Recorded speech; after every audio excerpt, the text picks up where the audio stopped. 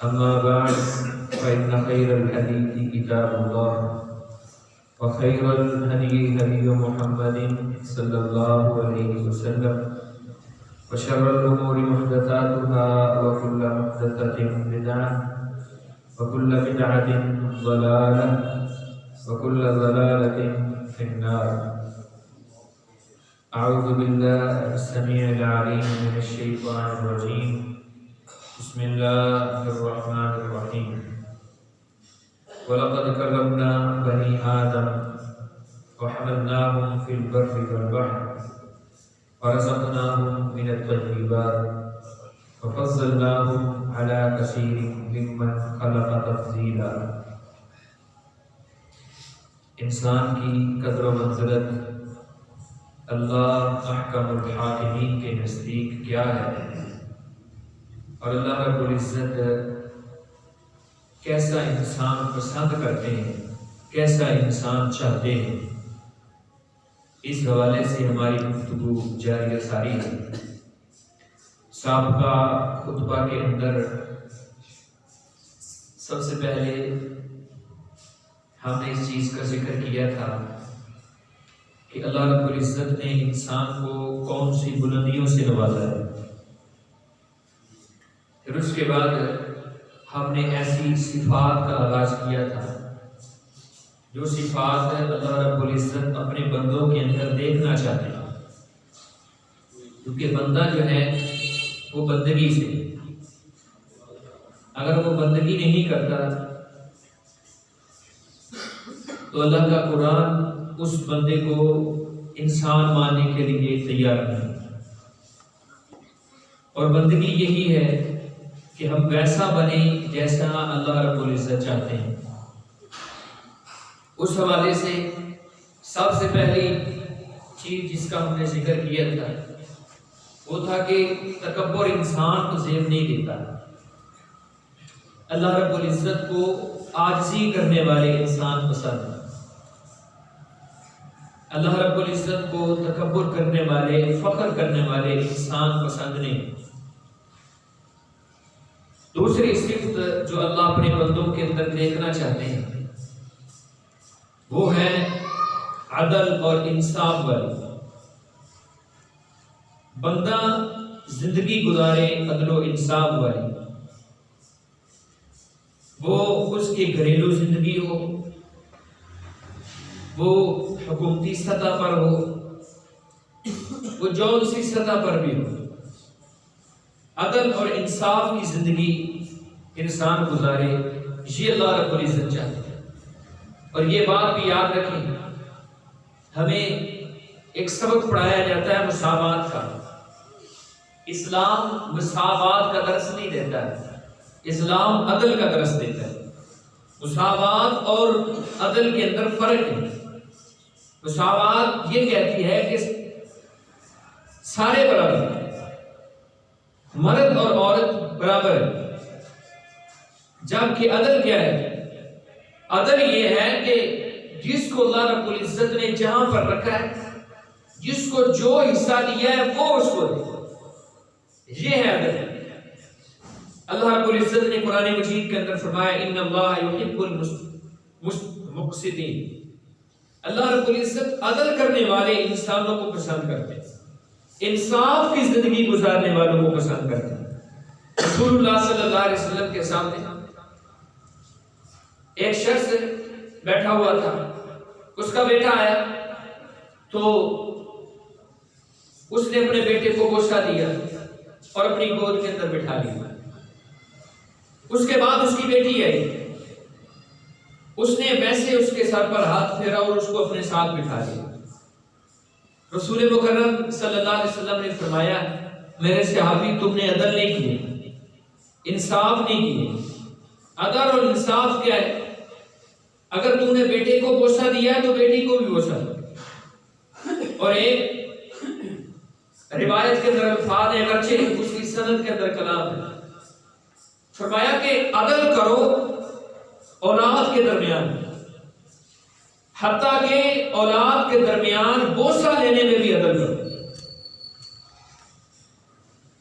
اپنی اولاد کو چومنے چاٹنے کاٹنے کے اندر بھی عدل کرو، پیار اور محبت کے اندر بھی عدل کرو۔ رسول مکرم صلی اللہ علیہ وسلم کے سامنے ایک صحابی آیا، کہا اللہ کے رسول میں اپنے ایک بیٹے کو غلام تحفہ دینا چاہتا ہوں، اور اس تحفے کے اوپر میں آپ کو گواہ بنانا چاہتا ہوں۔ آپ صلی اللہ علیہ وسلم نے فرمایا میرے صحابی تو نے اپنی ساری اولاد کو ایک ایک غلام دی ہے؟ اس نے کہا نہیں اللہ کے رسول میں صرف ایک بیٹے کو دینا چاہتا ہوں۔ تو فرمایا میں محمد اس ظلم والے فیصلے کے اندر گواہ نہیں بن سکتا۔ ہمارے اندر یہ ایک خامی ہے، ہم عدل کی امید لگاتے ہیں عمران خان سے، عدل کی امید لگاتے ہیں نواز شریف سے، عدل کی امید لگاتے ہیں زرداری سے، عدل کی امید لگاتے ہیں سرکار سے، جبکہ ہماری زندگی کے اندر جب تک عدل نہیں آئے گا، انصاف نہیں آئے گا، اس وقت تک ہمارے حکمران عدل و انصاف نہیں کر سکتے۔ رسول مکرم صلی اللہ علیہ وسلم نے ذہنوں کو بدلا ہے، دماغ بدلے ہیں، اور اس حد تک دماغ بدلے ہیں کہ اگر کسی شخص سے برائی ہو جاتی تو وہ خود نبی علیہ السلام کے پاس آتا، اللہ کے رسول میرے اوپر آپ حد لگائیں، میرے اوپر حد کو نافذ کیا جائے، مجھ سے جرم ہوا ہے۔ رسول مکرم صلی اللہ علیہ وسلم کے پاس ایک عورت آئی، اس نے کہا اللہ کے رسول میرے اوپر آپ حد لگائیں، میں زنا کر بیٹھی ہوں۔ نبی مکرم صلی اللہ علیہ وسلم نے فرمایا اس کو بھیج دیا کہ جاؤ بچہ پیدا ہوگا، وہ بڑا ہوگا۔ وہ پھر آ گئی، بچہ بڑا ہو گیا۔ اللہ کے رسول نے کچھ صحابہ کو بھیجا جاؤ اس کو سنسار کرو۔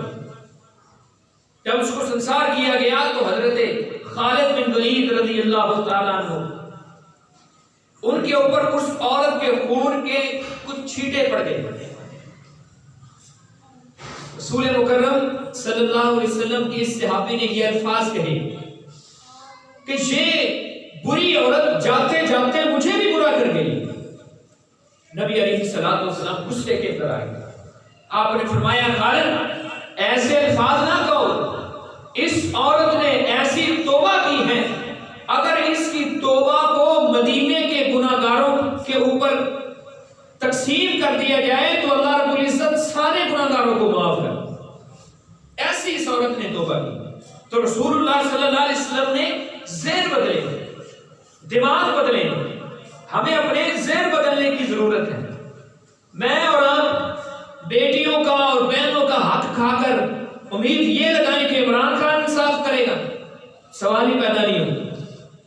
رسول اللہ صلی اللہ علیہ وسلم نے 7 قسم کے لوگوں کا ذکر فرمایا، جن میں سب سے پہلے جس شخص کا ذکر کیا ہے کہ اللہ قیامت کے دن اس کو اپنے عرش کا سایہ نصیب فرمائے، فرمایا الامام العادل، عدل کرنے والا امام، عدل کرنے والا دکاندار، عدل کرنے والا پرنسپل، عدل کرنے والا ہیڈ ماسٹر، عدل کرنے والا جو بھی انسان ہے اپنی رعایا کے اندر، الا کلکم راع وکلکم مسئول عن رعیتہ، آپ اپنے گھر کے اندر امام ہیں، اپنے گھر کے سربراہ ہیں، آپ کی ذمہ داری جتنی ذمہ داری حاکم وقت کی بنتی ہے ملک کے اندر انصاف نافذ کرے، اتنی ہی ذمہ داری میری اور آپ کی بنتی ہے، میں اور آپ اپنے گھر کے اندر انصاف کریں۔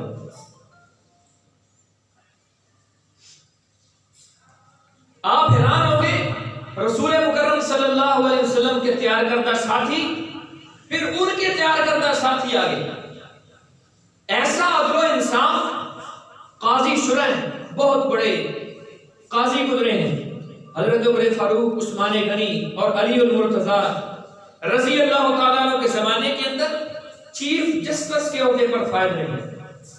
ایک دن اپنے گھر کے اندر بیٹھے ہوئے، اپنے گھر کے اندر کھانا کھا رہے ہیں، بیٹا اور باپ۔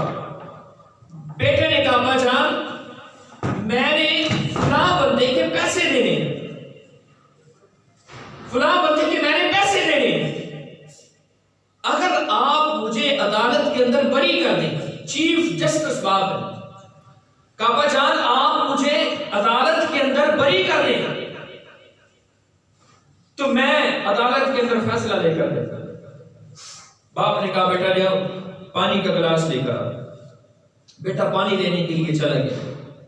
پیچھے سے بیوی نے کہا، قاضی کی بیوی نے کہا، اللہ کے بندے اولاد کے ہاتھوں مجبور ہو کر ظلم نہ کر بیٹھا۔ بیٹا پانی لے کر آیا، کہا بیٹا عدالت کے اندر کیس کرو۔ کیس کیا گیا۔ صبح جب یہ قاضی اپنی عدالت لگا کر بیٹھا اور فیصلہ اپنے بیٹے کے خلاف دیا، اس وقت بیٹے نے کیا پوچھا؟ اس نے کہا ابا جان، اگر آپ نے مجھے اس طرح ذلیل کرنا تھا، اگر آپ نے مجھے اسی طرح رسوا کرنا تھا تو پھر مجھے آپ گھر کے اندر ہی بتا دیتے، مجھے آپ گھر کے اندر ہی بتا دیتے، میں یہ کیس ہی نہ کرتا۔ اس وقت باپ نے تاریخی الفاظ کہے، اس نے کہا میں نے کیس اس لیے کروایا ہے تاکہ اپنی موت تک تو کبھی یہ سوچ بھی نہ سکے کہ تیری محبت کے اندر گرفتار ہو کر، تیرے پیار کے اندر گرفتار ہو کر میں رعایا کے اندر ظلم و ستم کو عام کروں۔ ساری زندگی تو سوچ بھی نہ سکے۔ اور یہی قاضی تھا جس کے بیٹے نے ایک بندے کو قتل کر دیا۔ قتل کرنے کے بعد جب فیصلہ اسی قاضی کی عدالت میں پیش کیا گیا اور اس نے اپنے بیٹے کو پھانسی پر چڑھایا، پھانسی پر چڑھانے کے بعد اپنے آپ کو کمرے میں بند کر لیا، کئی دنوں تک بند کیے رکھا۔ لوگوں نے دروازہ کھلایا، کہا خود ہی اپنے بیٹے کو قتل کیا ہے، خود ہی اپنے بیٹے کو پھانسی پہ لگایا ہے، اب رونا کس بات کا؟ اس نے کہا پھانسی پہ اس لیے لگایا تھا کہ یہ ظلم کی جو ریت ہے یہ چل نہ نکلے، میرا بیٹا بھی اگر ظلم کرے، میرا بیٹا بھی اگر انصاف کی حدود کو پامال کرے، میں اپنے بیٹے کو بھی معاف نہیں کروں گا۔ لیکن یہ رونا اس لیے ہے مجھے اپنے بیٹے سے محبت تھی، مجھے اپنے بیٹے سے پیار تھا، مجھے اپنے بیٹے سے الفت تھی۔ ایسے لوگ اللہ رب العزت کے پیغمبر علیہ الصلوۃ والسلام کے صحابہ نے تیار کیے، ایسے لوگ تیار کیے۔ رسول اللہ صلی اللہ علیہ وسلم نے فرمایا قیامت کا دن ہوگا، صحیح مسلم کی روایت ہے، نبی علیہ الصلوۃ والسلام نے فرمایا اللہ کے عرش کے دائیں سائڈ پر کچھ ممبر ہوں گے نور کے ممبروں کے اوپر اللہ کچھ لوگوں کو بلا کے بٹھائیں گے کہ آؤ ان ممبروں پر بیٹھو، ان کو اس قدر پروٹوکول دیا جائے گا، عزت دی جائے گی۔ رسول اللہ صلی اللہ علیہ وسلم نے فرمایا یہ کون لوگ ہوں گے؟ الذین یعدلون فی حکمہم واہلیہم ومالوا، جو اپنے حکم کے اندر، اپنے گھر کے معاملے میں، اپنے باہر کے معاملے میں، اپنے نجی معاملات میں، اپنے سرکاری معاملات میں لوگوں کے اندر عدل و انصاف کیا کرتے تھے۔ ان کو بلا کر اللہ رب العزت نے اس لیے یہ عزت دی۔ اللہ کا بندہ عدل کی زندگی گزارے، انصاف کی زندگی گزارے۔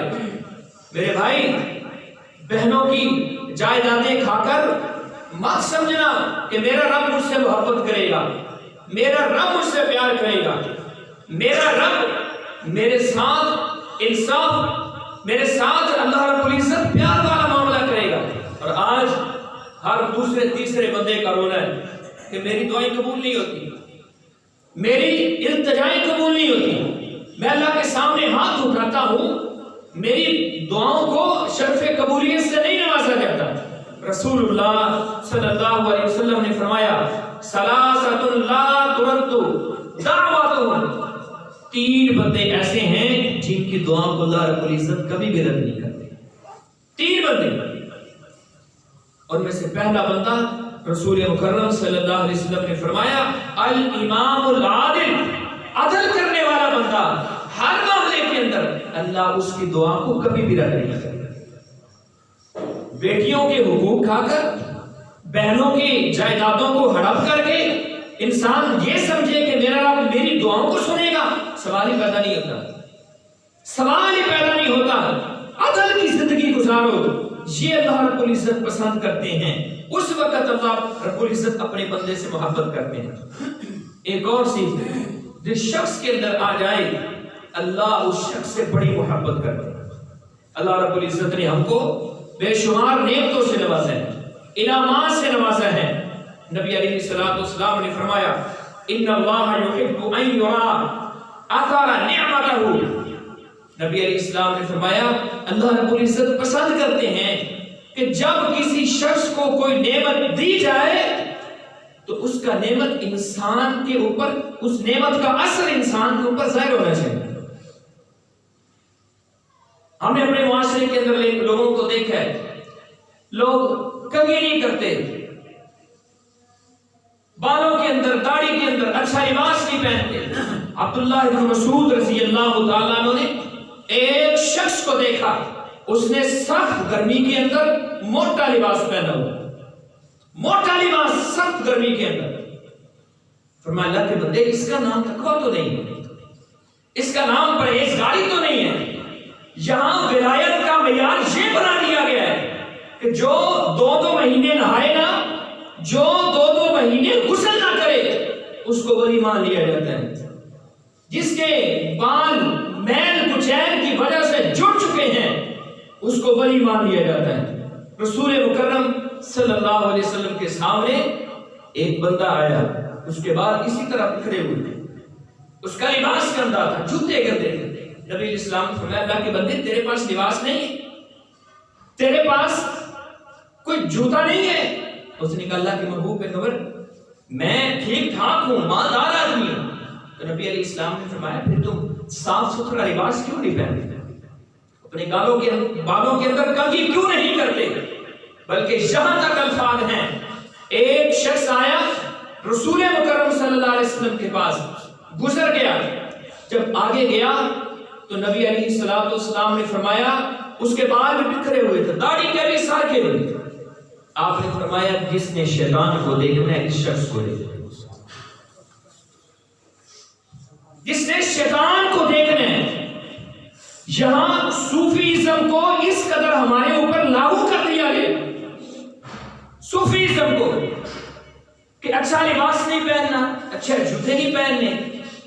جو بندہ جتنا گندا ہے، جتنا نماز کا چور ہے، وضو کے قریب نہیں جاتا، جتنا نہانے کے قریب نہیں جاتا، اس کو ولی مان لیا جاتا ہے۔ اللہ رب العزت سوال کرتے ہیں قرآن مجید کے اندر قل من حرم زینت اللہ التی اخرج لعبادتہ، اللہ کے اے محبوب پیغمبر ان سے پوچھو، ان سے سوال کرو۔ کیا سوال؟ کہ جس زینت کو اللہ نے تمہارے لیے حلال کیا ہے، تم نے خود بخود ہی اپنے اوپر اس کو حرام کر لیا ہے، خود بخود ہی اس کو حرام کر لیا ہے۔ یا بنی آدم خذوا زینتکم عند کل مسجد، اللہ رب العزت نے تو قرآن مجید کے اندر یہ الفاظ کہے ہیں کہ اے آدم کے بیٹو، جب تم اللہ کی عبادت کے لیے آؤ، اللہ کے سامنے رکوع سجود کے لیے آؤ، اللہ کے سامنے قیام کے لیے آؤ، خذوا زینتکم، خوبصورت بن کے آیا کرو، اچھی خوشبو لگا کے آیا کرو۔ رسول اللہ صلی اللہ علیہ وسلم نے لہسن کھانے سے منع کی ہے، کچا پیاز کھانے سے منع کی ہے۔ کیوں؟ جب مسجد کے اندر آئے، جب عبادت کے لیے آئے تو اس کے منہ سے بدبو نہ آئے۔ خوشبو، نبی علیہ السلام کو خوشبو سے بڑی محبت تھی۔ اللہ کے رسول نے کبھی بھی اپنی زندگی کے اندر خوشبو کے تحفے کو واپس نہیں لوٹایا۔ اور یہاں اگر بات آ گئی ہے تو تھوڑا سا اس پر بھی غور کر لیے جائے۔ ہمارے معاشرے کے اندر وہ ٹوپیاں مسلط کر دی گئی ہمارے اوپر، جن کو لے کر ہم کسی دنیا کے وڈیرے کے پاس نہیں جا سکتے، کسی دنیا کے چودھری کے پاس نہیں جا سکتے۔ وہ پلاسٹک کی ٹوپیاں لے کر ہم مسجدوں کے اندر سب سے بڑے بادشاہ کے سامنے کھڑے ہو جاتے ہیں۔ معاف کیجیے گا، اس حوالے سے ہمارے معاشرے کے اندر 2 گروہ پائے جاتے ہیں، دونوں ہی غلطی پر ہیں۔ کچھ لوگوں نے سمجھا کہ ٹوپی کے بغیر نماز ہوتی ہی نہیں، اور کچھ نے سمجھا کہ ہم نے ٹوپی کے بغیر پڑھنی نہیں۔ جواز ضرور ہے ٹوپی کے بغیر نماز کا، کپڑے کے بغیر نماز کا، لیکن اس کو اپنے اوپر یہ کر لینا کہ میں نے سر کے اوپر رکھنا ہی نہیں ہے، بس امام کے سر پر ٹوپی ہو، پیچھے کسی کے سر پر ٹوپی نہیں۔ اللہ کے بندو، یہ رسول اللہ صلی اللہ علیہ وسلم کی سنت تو نہیں ہے۔ آپ تو اپنے سر مبارک کو ڈھانپ کر رکھا کرتے تھے۔ کبھی اپنی زندگی کے اندر رسول اللہ نے اگر کوئی نماز بغیر ٹوپی کے پڑھ لی ہے، بغیر کپڑے کے پڑھ لی ہے، تو پھر ہم اس کو اپنی زندگی کے اندر اس قدر لاگو کر لیں کہ ہم سر کے اوپر ٹوپیاں رکھیں ہی نہ، سر کو ڈھانپیں ہی نہ۔ سر کو ننگا رکھنا میری جماعت کا شعار نہیں ہے، میری جماعت کا شعار نہیں ہے سر کو ننگا رکھنا، اپنے سر کو ڈھانپ کر رکھنا۔ خذوا زینتکم، زینت کے اندر آپ فتاوی جات پڑھ کے دیکھیں علماء اہل حدیث کی، ان میں یہ چیز لکھی ہوئی ہے کہ ٹوپی کے بغیر نماز ہو جاتی ہے۔ لیکن اگر کوئی شخص اس کو اپنا معمول بنا لیتا ہے تو پھر وہ شخص غلطی پر ہے، پھر وہ شخص غلطی پر ہے۔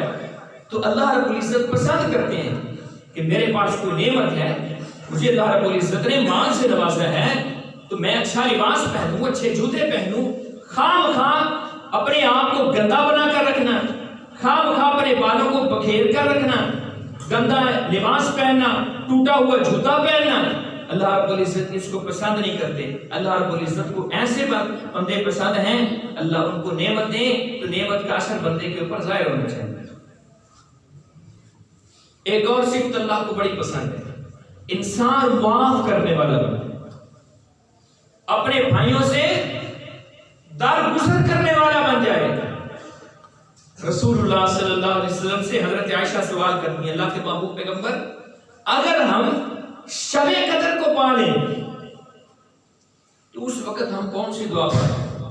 تو نبی علیہ السلام نے فرمایا تم پڑھا کرو اس وقت شب قدر کے اندر یہ دعا پڑھا کرو، اللہم انک عفو تحب العفو، اللہ تو معافی کو پسند کرتا ہے، تجھے معافی سے بڑی محبت ہے، تو معافی کے ساتھ بڑا پیار کرتا ہے، اللہ ہمیں بھی معاف کر دے، ہمیں بھی معاف کر دے۔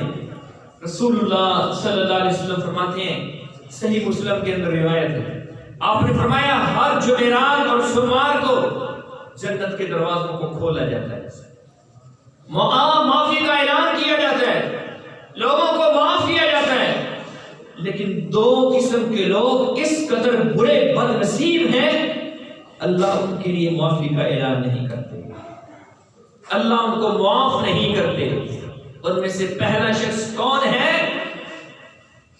جس کے رکوع، جس کے سجدے، جس کے قیام، جس کی نظر و نیاز، جس کا ماتھا ٹیکنا غیر اللہ کے لیے ہو، جو شرک کی زندگی گزارنے والا ہے، جو قبروں کے اوپر ماتھے رگڑنے والا ہے، جو مٹی کی ڈھیریوں کے اوپر اپنے آپ کو ذلیل کرنے والا ہے، رسول اللہ صلی اللہ علیہ وسلم فرماتے ہیں ایسے شخص کو اللہ رب العزت معاف نہیں کرتے۔ اپنی زندگی کو شرک سے پاک کیجیے، معافی کے لیے اللہ کی محبت حاصل کرنے کے لیے شرک کی زندگی نہ گزاریے، انصاف کی، اللہ رب العزت سے محبت کی زندگی گزاریے، اللہ کی عبادت کے اندر کسی کو شریک نہیں کرنا۔ کوئی جتنا مرضی اونچے جبے کبے والا ہو، جو مرضی جتنا مرضی زیادہ زہد و تقوی والا ہو، کوئی ایک روایت بھی ایسی نہیں رسول اللہ سے پڑھ کر دنیا کے اندر بری کون سا ہو سکتا ہے، ابو بکر سے پڑھ کر دنیا کے اندر بری کون سا ہو سکتا ہے، لیکن کوئی ایک روایت بھی ایسی نہیں ہے رسول اللہ کی وفات کے بعد، ابو بکر کی وفات کے بعد، عمر فاروق کی وفات کے بعد کسی شخص نے آپ کی قبر مبارک کے اوپر جا کر اپنے ہاتھوں کو پھیلایا ہو۔ عمر فاروق رضی اللہ تعالیٰ عنہ کے زمانے کے اندر قحط پڑ گیا،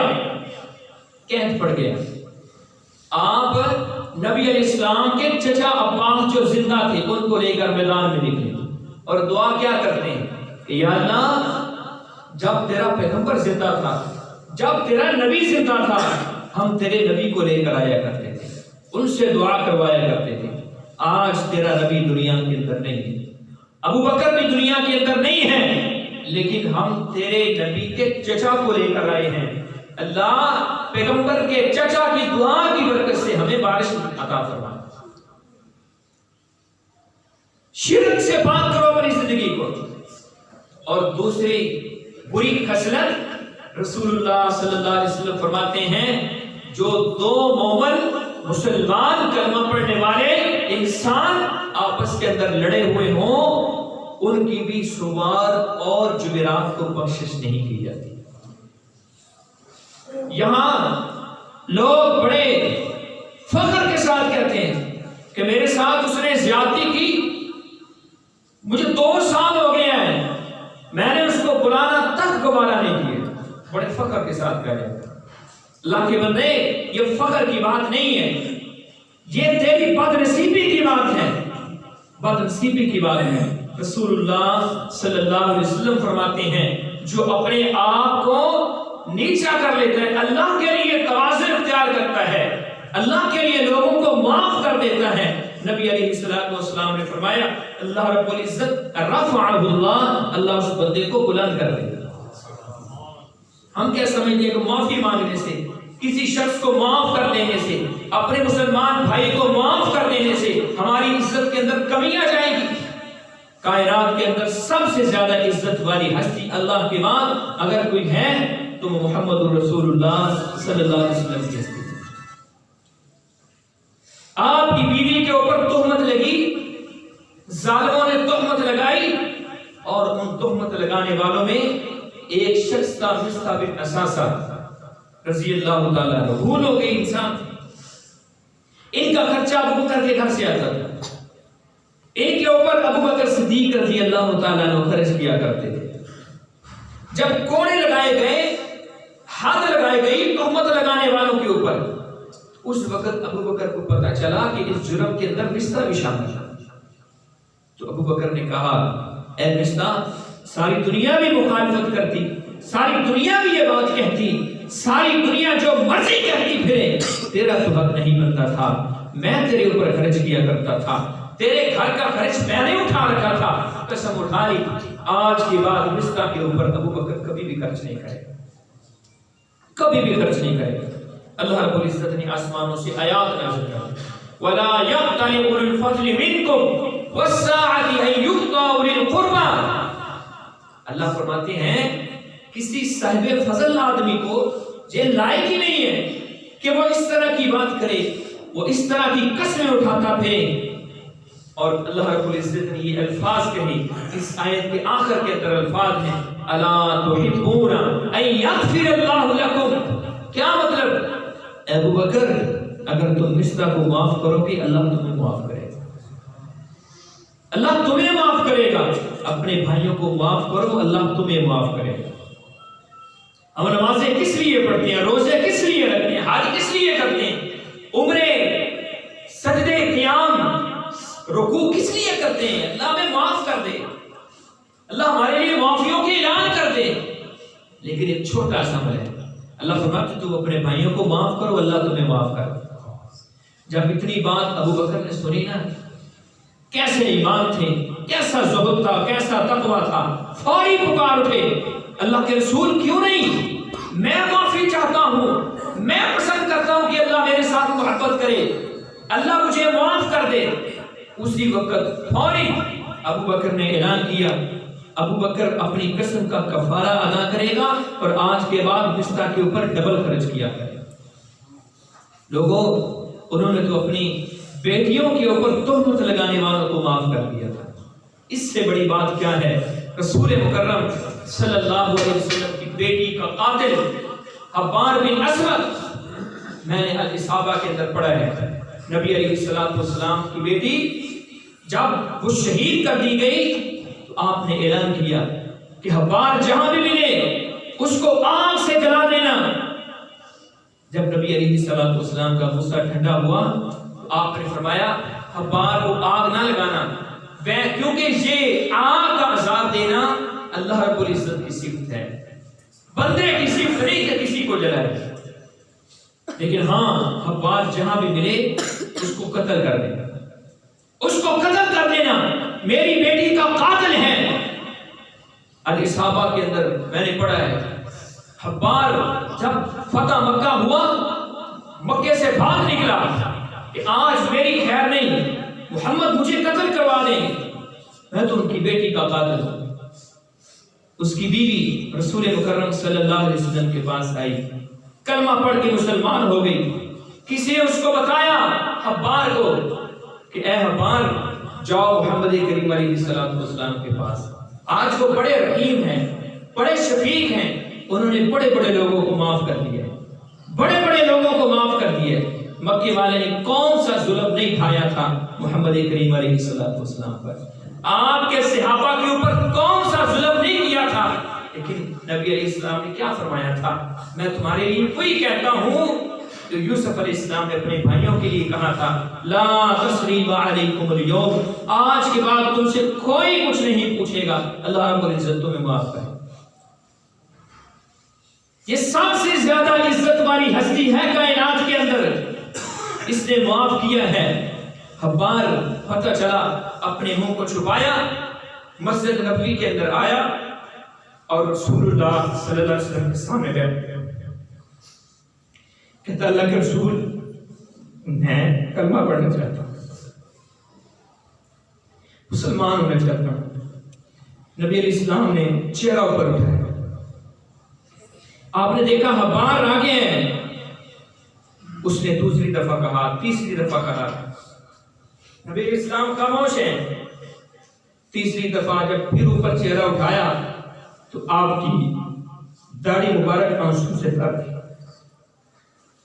آپ نے فرمایا حبار اگر تو کلمہ پڑھ لے گا نا تو محمد اپنی بیٹی کے قاتل کو بھی معاف کر دے۔ تم کیوں نہیں معاف کرتے اپنے بھائیوں کو؟ تم کیوں نہیں معاف کرتے اپنے رشتہ داروں کو؟ تم کیوں نہیں معاف کرتے اپنے عزیز و اقارب کو؟ تم کیوں نہیں معاف کرتے اپنے محلے داروں کو؟ یہ سب سے زیادہ عزت والی ہستی ہے، سب سے زیادہ عزت والی ہستی۔ میں نے سیدنا امیر حمزہ کہ قاتل وحشی کا واقعہ پہلے بھی بیان کیا تھا، اس نے بھی بہت بڑا جرم کیا تھا، آپ نے تو ہندا کو بھی معاف کر دیا تھا، جس نے آپ کے چچا کا کلیجہ اپنے دانتوں سے چبایا تھا، آپ نے تو اس کو بھی معاف کر دیا تھا۔ تم کیوں نہیں معاف کرتے اپنے بھائیوں کو؟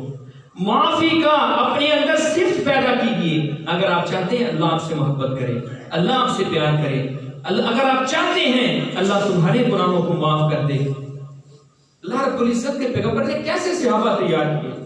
ابو بکر اور عمر فاروق رضی اللہ تعالیٰ عنہ کے درمیان ایک دن معمولی سا جھگڑا ہو گیا، وہ نبی علیہ السلام کے پاس آئے، ابو بکر آگے آگے اور عمر فاروق پیچھے پیچھے۔ ابو بکر مجھے معاف کر دو، ابو بکر مجھے معاف کر دو۔ ہم سے تو اگر جھگڑا ہو جائے نا ہم کہتے ہیں اس کی غلطی ہے، میرا کوئی قصور نہیں، وہ کہتا ہے اس کی غلطی ہے، میرا کوئی قصور نہیں۔ رسول مکرم صلی اللہ علیہ وسلم کے پاس یہ دونوں شہزادے آگے، دونوں اللہ کے ولی آگے، دونوں صحابی آگے، اور کیا کہہ رہے ہیں؟ ابو بکر کہہ رہے ہیں اللہ کے محبوب پیغمبر مجھ سے غلطی ہو گئی ہے، عمر کو کہے مجھے معاف کر دے، اور عمر کہہ رہے ہیں اللہ کے محبوب پیغمبر مجھ سے غلطی ہو گئی ہے، ابو بکر کو کہے مجھے معاف کر دے۔ کیسے دل تھے یہ؟ دل اللہ رب العزت کو پسند ہے۔ معافی کی صفت اپنے اندر پیدا کیجیے، اپنے رشتہ داروں کو معاف کیجیے۔ رسول مکرم صلی اللہ علیہ وسلم سے پوچھا گیا اللہ کے محبوب پیغمبر صلہ رحمی کیا ہے؟ ایک رشتہ دار میرے ساتھ محبت کرتا ہے، پیار کرتا ہے، میرے ساتھ الفت کرتا ہے، میرے ساتھ صلہ رحمی کرتا ہے، میں بھی اس کے ساتھ صلہ رحمی کرتا ہوں۔ آپ نے فرمایا یہ تو بدلہ ہے، صلہ رحمی یہ ہے جو تمہارے ساتھ تعلق کو جوڑتا ہے، تم اس کے ساتھ تعلق جوڑ کے دکھاؤ، تم اس کے ساتھ تعلق جوڑ کے دکھاؤ۔ اپنے بھائیوں کے ساتھ محبت کیجیے۔ اختلافات ہو جایا کرتے تھے، صحابہ کرام کے اندر بھی ہو جایا کرتے تھے، محدثین کے درمیان بھی ہو جایا کرتے تھے۔ شیخ الاسلام ابن تیمیہ رحمہ اللہ، ان کے پاس ایک شخص آیا، کہنے لگا اے شیخ فلاں بندہ وہ دنیا سے چلا گیا، آپ خوش ہو جائے۔ ان کے ساتھ کوئی اختلاف تھا شیخ صاحب کا، تو آپ نے فرمایا مجھے افسوس ہے تیری اس بات کے اوپر کہ ایک مومن کی موت کے اوپر تو مجھے موت کی خوشخبری سنانے آیا ہے، مومن کی موت کے اوپر تو مجھے خوشخبری سنانے کے لیے آیا ہے۔ تو اللہ رب العزت سے دعا ہے کہ اللہ ہمیں یہ صفات اپنے اندر پیدا کرنے کی توفیق عطا فرمائے. عقلی جو صفات ہیں وہ آئندہ خطبے کے اندر پیدا کریں، بیان کریں گے انشاءاللہ. وَأَقُولُ قَوْلِي هَٰذَا أَسْتَغْفِرُ